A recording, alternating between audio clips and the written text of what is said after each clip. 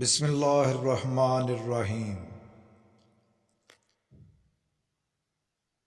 رسول اللہ صلی اللہ علیہ وسلم نے ارشاد فرمایا، صدقہ کیا کرو، پس ان قریب ایک ایسا زمانہ آنے والا ہے جب آدمی اپنا صدقہ لے کر نکلے گا، کوئی اسے قبول کر لے، مگر جب وہ کسی کو دے گا تو وہ آدمی کہے گا کہ اگر اسے تم کل لائے ہوتے تو میں لے لیتا، لیکن آج مجھے اس کی حاجت نہیں رہی۔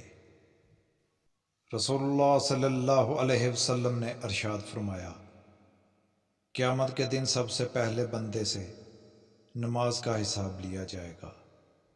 اگر اس کی نماز درست ہوئی تو وہ کامیاب کامران ہوا، لیکن اگر نماز ہی درست نہ ہوئی تو وہ ناکام نامراد ٹھہرے گا۔